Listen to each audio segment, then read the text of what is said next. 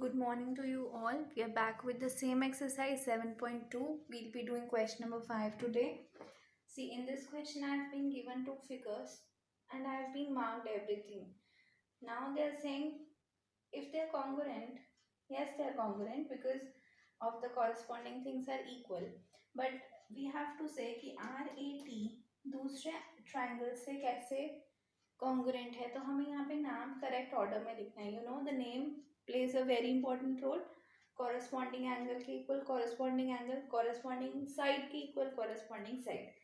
अब देखिए इस क्वेश्चन में मुझे एंगल्स मार्क्ड है, ठीक है, तो मैं एंगल्स की हेल्प ले लेती हूँ.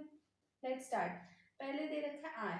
आर के ऊपर साइन क्या लगा हुआ है? एंगल आर पे one stroke. So that means one stroke कहाँ पर है? डब्ल्यू पे. So I can write triangle. It will start from W. Next, starting from A. Next term is A. ठीक है, तो A पे दो स्ट्रोक्स हैं. यहाँ पे इस फिगर में कॉरेस्पॉन्डिंगली दो स्ट्रोक्स किस पे? O पे. ठीक है. And next word is T. So next letter T है, तो हमें उस पर तीन स्ट्रोक्स हैं. दैट मीन्स तीन स्ट्रोक्स यहाँ पर है. That means rat is equals to 1. ओके, एक बार हम साइड्स भी चेक कर लेते हैं. हमें AT किसके इक्वल दे रखा है? AT वन स्ट्रोक है ON के, तो आ रहा है ATON. Correct, I am good. Then ARWO क्या आना चाहिए? AROW या WO. साइड्स पे कोई डिफरेंस नहीं होता. बट जब हम साइड्स की हेल्प लेते हैं तो it is somehow a bit difficult but not impossible. Better होगा कभी भी आपको एंगल्स से रखे. Use angles to find the name of the next triangle. Let's see this question again with the help of only the sides now. Okay, अब मुझे AT side दे रखे second और थर्ड ऑर्डर में. तो AT के equal क्या है? ON भी हो सकता है, NO भी हो सकता है. तो मैं रफ में लिख लेती हूँ NO या फिर ON सेकंड और थर्ड पोजीशन पे. ठीक है.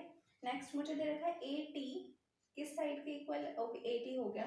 AR किस साइड के इक्वल है? OW. ठीक है, तो मतलब AR कैसे आ रहा है? RA कैसे आ रहा है? फर्स्ट और सेकंड पे.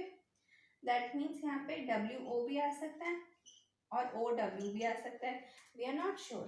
ठीक है, तो अब हमें ये चेक करना है कि इन चार पॉसिबिलिटीज में से जब हम कंबाइन करें तो किसका एंड किसके स्टार्टिंग पे आ रहा है.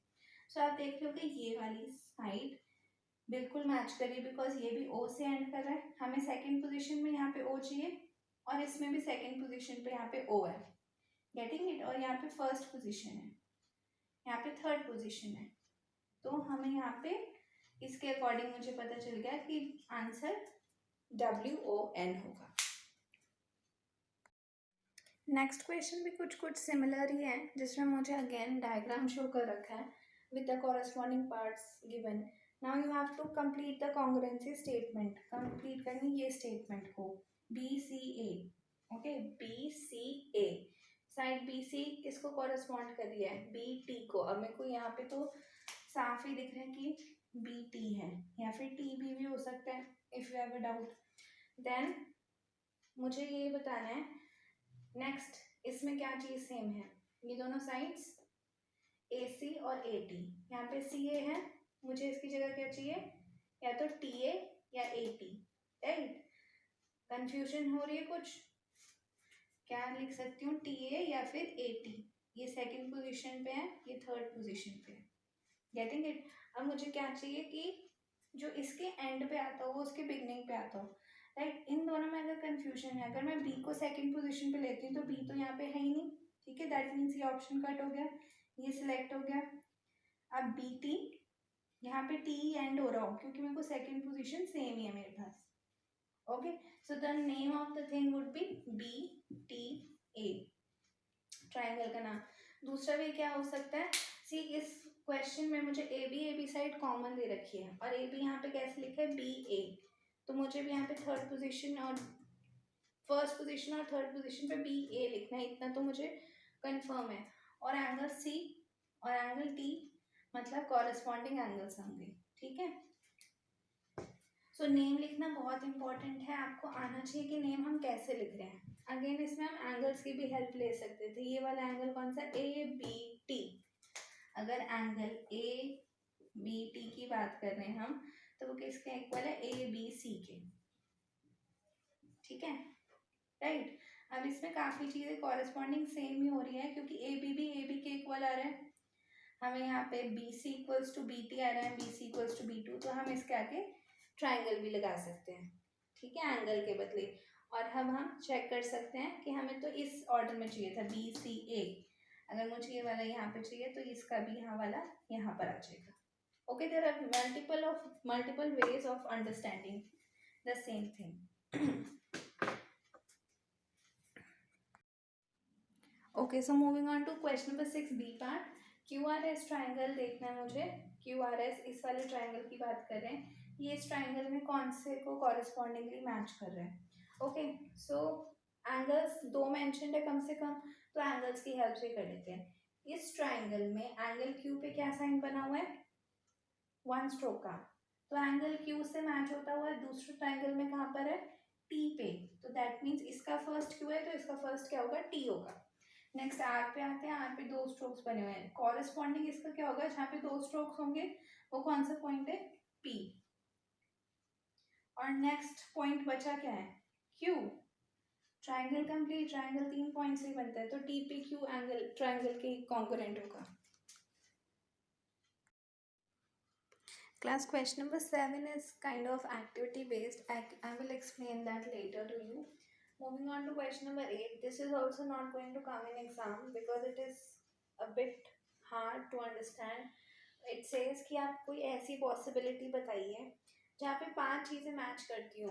ठीक है, 5 कुछ भी हो सकता है इंक्लूडिंग एंगल्स, साइड्स। ठीक है, टोटल 5 चीज़ें मैच करती हो, फिर भी ट्राइंगल्स कॉन्ग्रुएंट प्रूफ ना कर सके, मतलब कि उस पर कोई भी प्रॉपर्टी ना लगे।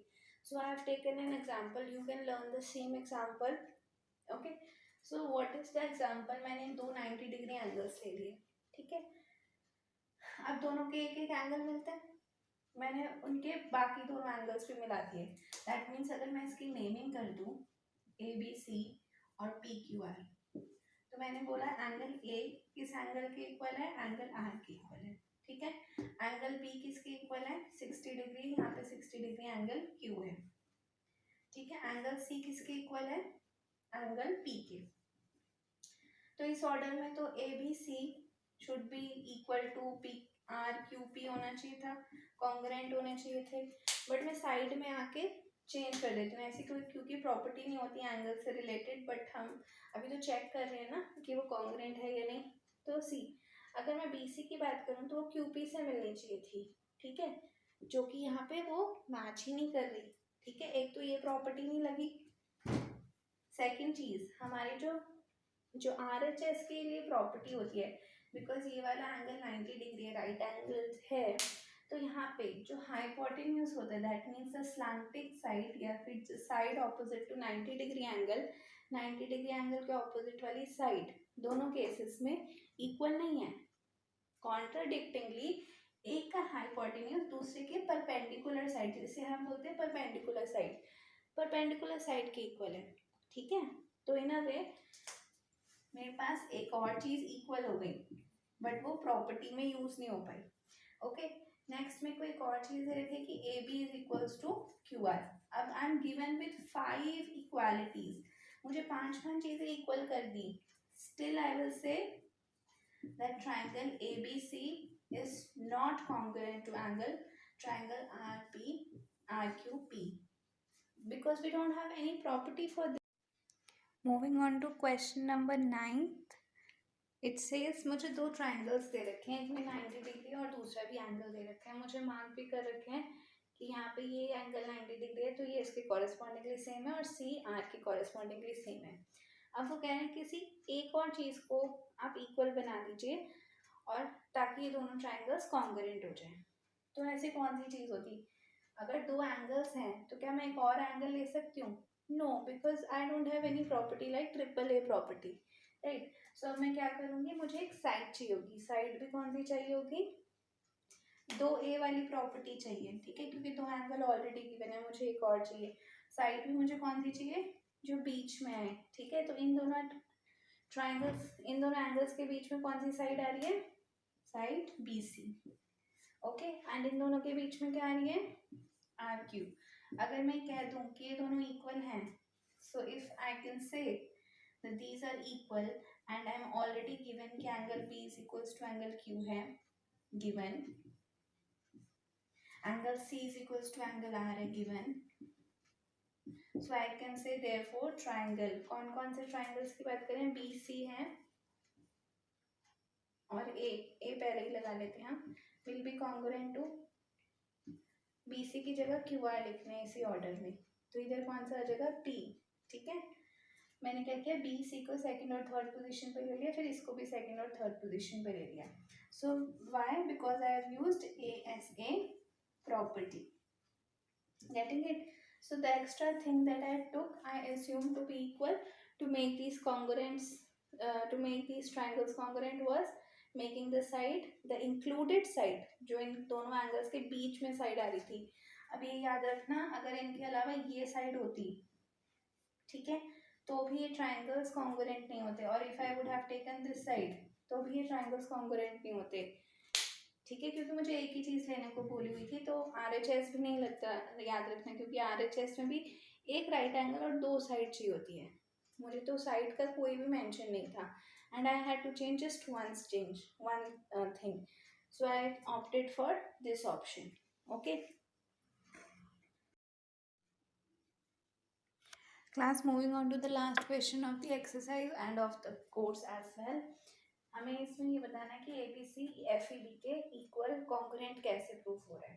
Now moving a step ahead, यहाँ पे मुझे दो एंगल्स की बात बता रखी है कि ये इक्वल है, एक 90 डिग्री का है, दूसरा कुछ भी डिग्री का होगा, ठीक है। हमें ये पता है ट्राइंगल का एंगल सम प्रॉपर्टी 180 डिग्री के इक्वल होता है, राइट। अगर ये 90 है तो ये भी 90 है, और ये लेट सपोज मान लेते हैं 60 डिग्री है, तो टोटल तो हमें पता है कि 130 डिग्री होगा, दैट मीन्स बचा हुआ पार्ट क्या होगा, 30 डिग्री होगा, ठीक है। दैट मीन्स अगर मुझे दो एंगल्स के बारे में बता रखा है तो ऑटोमेटिकली अपने आप ही तीसरा एंगल भी इक्वल होगा, getting it. So I am putting another sign, that means मुझे ये पता चल रहा है कि ये वाला एंगल भी इस वाले एंगल के इक्वल होगा।